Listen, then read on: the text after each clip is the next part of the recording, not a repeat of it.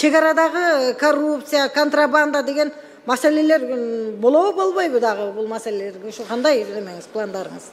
Контрабанда деген балекетти сиз экөөбүз жакшы билебиз. Албетте, контрабанданын эң чоң өлчөмү бул бизде Баткен багытында, ошондуктан бүгүн иштеп жатабыз. Контрабандага биз эч кандай жол бербейбиз. Өтө казыл көзөмөл алсаңыздар. Ооба, көзөмөл чегараны эми ушунча жыл эңсеп жүрүп чегарабыз чечилди.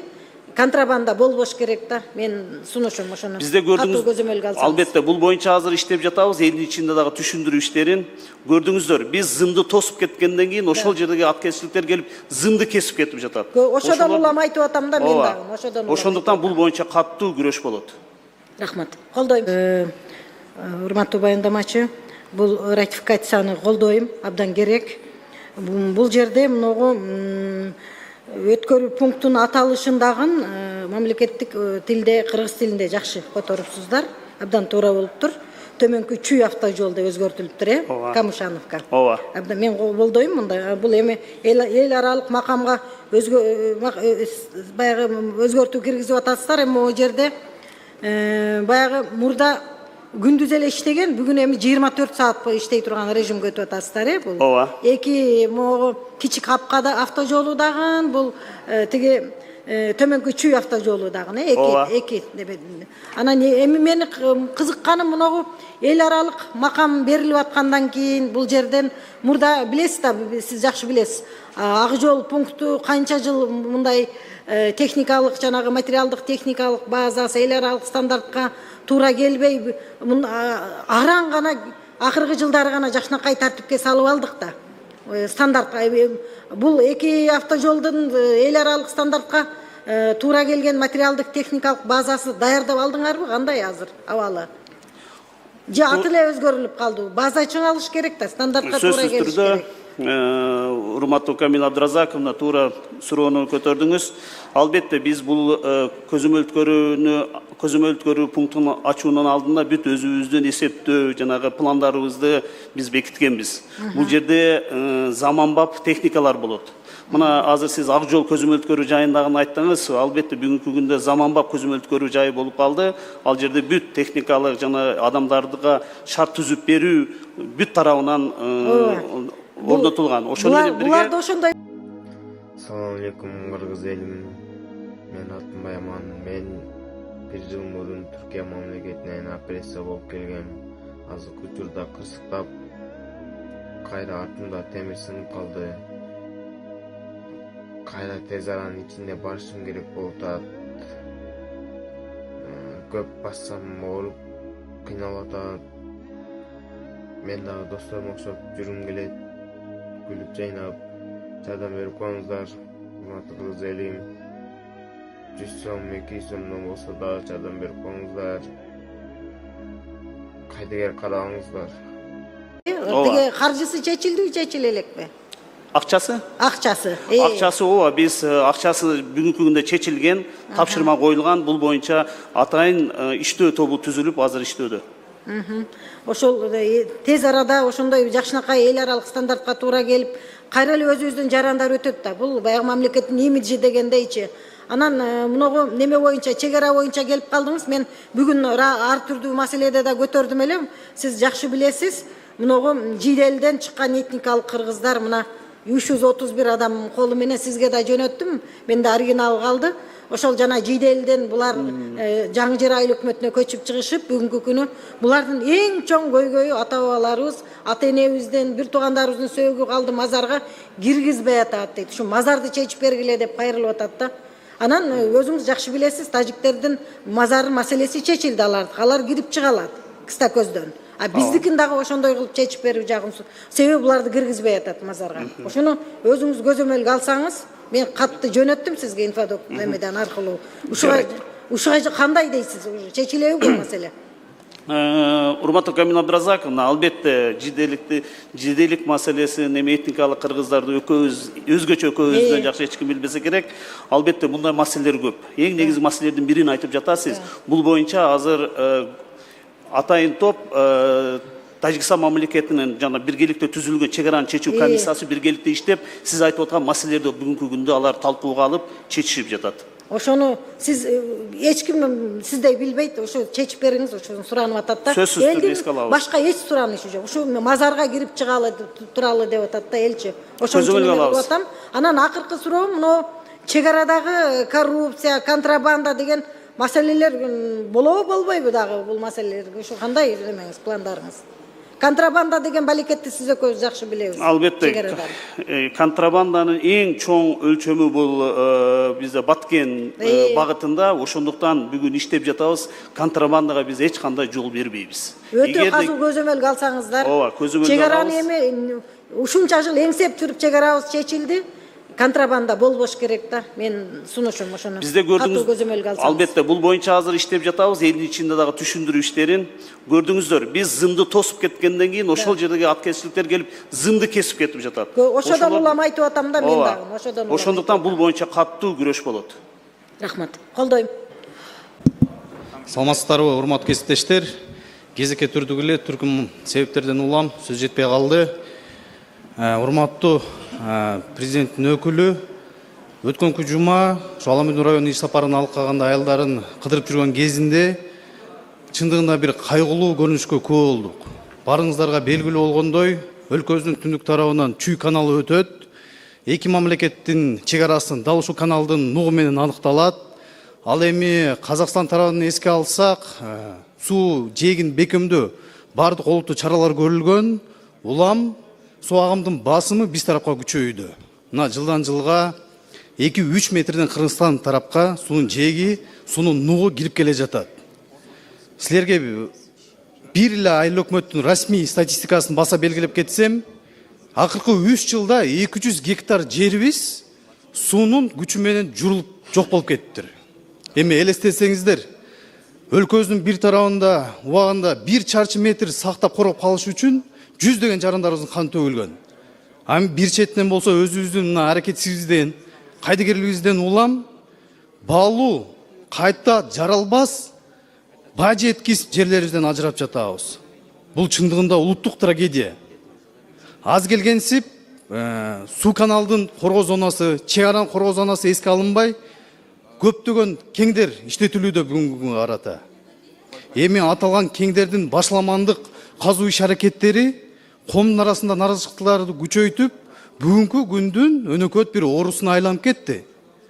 Алардан биринчиден келген зыяны ошол чек аранын жакын арасында жайгашкан. Бул аймактык бүтүндүгүбүзгө кол салып жатат десем мен жаңылбайм.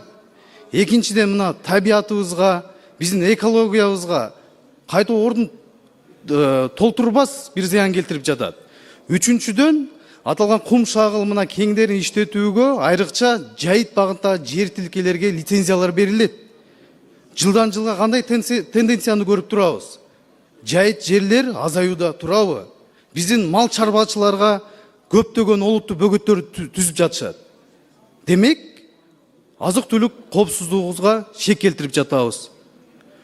Үчүнчүдөн болсо, ошол эле мына республикалык бюджеттен каржыланган жол тилкелерин асфальттоо кыртышын булар талкалап жараксыз абалга келтирүүдө. Эми баягы жер тилкелерди казгандан кийин бүгүнкү күнгө карата көрсөңүздөр, согуштан кийинки үңкүр сымал турат. Ал жакта рекультивация өткөзөбүз дейт, урматтуу кесиптештер. Рекультивацияны биз мына документ баракча үстүнөн окуганбыз, кулагыбыз менен укканбыз, бирок бир дагы депутат бул жерден чындыгында рекультивацияны көргөн эмес. Өзүбүз алдабай эле коелукчу.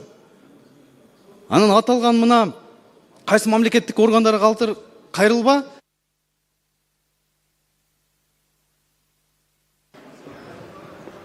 Кошуп берип коюңуздар, ойнойм. Рахмат. Бар эле айтат, бул кең иштеткен компаниялар өлкөбүздүн экономикасын өсүп өнүгүшүнө баа жеткис салым кошуп жатат деп. Ай, өкмөт башчылары, силер өзүңөр эсептеп көрсөңөр, алардан чыккан зыяндан түшкөн салыгы 1 тыйынга тете. Чындыгында. Мына мисал ретинде келтирип кетейин. Каражыгач айыл өкмөтүндө бүгүнкү күнгө карата болжолу менен 15 кең иштетилип жатат. Бирок аталган аймак эмне себептен бүгүнкү күндө кайтадан эле ошо дотацияны босогосун да? Мен түшүнүп жатам, республикалык бюджетке төгүлчү өзүнүн салыктары бар. Бирок жергиликтүү бюджетке төлөнчү да салыктары жок эмес да. Сөз түрүндө аталган маселелерди эске алып, урматтуу президенттин өкүлү тиешелүү министрликтерге тактана тапшырма жолдоп коюңуз. Министрликтердин арасында биргелешкен көчмө жыйынын уюштуруп, жер жергесине барып, маселени өз көзү менен көрүп, ыкчам түрүндө чечүү үчүн кескин чараларды көрүш керек мындан ары. Чоң рахмат. Мен бул макулдашууну колдойм. Ошол эле кезде суроолор бар да. Визаран боюнча бизде мыйзам күчүнө кирбедиби? Казак тарапта дагы ошол мыйзам иштеп атат. Маселе мындай болуп атат да. Мейли биз өзгөртүүлөрдү киргизебиз, аны чоң эле карайбыз го. Маселе башкача болуп атат. Ошол кичи капкага жарандар өтө алабы? Кайсыл жарандар? Кичи капкада албетте. Казак тарап, мисалы, кыргыз тараптан жарандар. Дастамбек Өтсө болот, туурабы? Да. Это не только для грузовых машин, там это и для пассажиров. Кичи капка көзөмөл өткөрүү жайында өтсө болот. Бизге буга чейин азыр жабык турган, бирок бул кичи капка көзөмөл өткөрүү жайы бул келишимде болгон. Мурун күндүзү гана болсо, азыр күнү түнү бою иштеп Аны түшүндүм. Маселе мындай болуп атат да, мүмкүн сиз билесиз. Гер казак тараптан мага жазып атышат да, биз талас аркылуу, башка аркылуу КПП кирсек дейт. Сеники 100 бирнеме уже күн болуп калды, сен кире албайсың деп киргизбей жатышты. Кордай аркылуу барса, ошол жерде эми база тура эле чыкты. 100 жолу мен кирген жокмун дегенде так мындай чыкты да, алар уже кирип атышат да. Эмне себеп менен кээ КППде бир маалыматты беришет, башка КППде башка маалыматты берет. ЕСУВ силерде бар да эми, ал бирдиктүү иштейт да, туурабы негизи? Дасан Далабаевич, мен түшүндүм, сиз 541 токтом боюнча айтып жатасыз. Бирок андай болбош керек, мисалы Талас областынан көзөмөл өткөрүү жайына келсе бир жоопту айтып, бул Чүй областындагы жайгашкан көзөмөл өткөрүү жайына келсе экинчи жоопту. Мындай болбош керек, себеби биздин система бир система гана бүт бардык жайга жайылган, ошондуктан мындай болбошу мүмкүн. Эгер ушундай факттар чыгып калса, айтсаңыздар, биз тез аранын ичинде иликтөө жүргүзөбүз. Бирок бирөөнү жопко тартасыңар да. Же Албетте. Просто мен түшүнүп атам. Менимче бул маселени чечиш керек да. Маселени чечиш керек. Себеби мына канча жарандар кыйналып жатышат. Ошол эле этникалык кыргыздар, казак жарандар, алардын бул жерде жакын туугандар болсо, алар келе албайт экен. Ушундай маселе туруп атпайбы? Жок, Дастан Далабаевич, бул жерге албетте келсе болот. Ар бир жарандын Казакстан... Жок, азыр визаран мыйзам бар да, ошол. Уруксат бериң, мен айтып түшүндүрүп бергенге уруксат бериңиз. Бул жерде маселе башкада. Бул жерде келип, мисалы Казакстан мамлекетинин жарандары Кыргыз мамлекетине киргенден кийин сөзсүз түрдө бул жерде каттоодон өтүш керек. Ошондой эле тартип, ошондой эле норма бул Кыргыз жарандары Казакстанга барса, сөзсүз түрдө каттоодон өтүш керек. Туура. Эгерде каттоодон өтсө, жүрө берет, эч ким тоскоолдук кылбайт. Бирок тилекке каршы коңшу өлкөнүн жарандары бул жерге келип, жылдап жүрүп эч кандай каттоодон өтпөй, бизде каттоодо көзөмөлдө каттоодон өтүш керек, туура айтасыз. Бирок практика ар кандай болуп атпайбы? Ооба, азыр уруксат бериңиз, азыр аягына чейин чыгайын. Ошондуктан эгерде бул жерден келип туруп каттоодон өтсө, эч ким тоскоолдук кылбайт. Бирок жанагыда маселе туулуп калды. Бул маселе, сиз айткан маселе бизде бар. Элдер, көптөгөн элдер мына жогорку кеңештин депутаттарына да кайрылып атат, мамлекеттин бийликтерине кайрылып атат, биз кире албай калдык деп. Анткени Кыргызстан мамлекетинин ичинде жашаган кыргыз улутундагы Казакстан мамлекетинин жарандары бар экен. Ушул жерде төрөлүп, туулуп өскөн, бирок Казакстан мамлекетинин жараны экен. Бул норма айтылган 541 токтом аларга дагы тиешелүү да. Бирок ошону азыр бизден министр кабинети тарабынан тапшырма түштү. Азыр тышкы иштер министрлигинин деңгээлинде ошолордун аянтчасында иштөө тобу түзүлүп, эгерде кыргыз улутундагылар же болбосо ушул жерде туулуп өсүп жашаса, бирок Казакстан мамлекетинин жараны болсо дагы биз жанагы киргизебиз. Жанагы мурунку норма буга тиешеси жок. Азыр ушул норма даярдалып жатат, жакында ишке ашат. Мен кошумчаны ошон бул жакшы, жаңылык жакшы, бирок кошумча дагы. Кээ учурда мындай болот экен. Кыргыз жараны, а бирок кичинекей баласы казак жараны болуп атпайбы?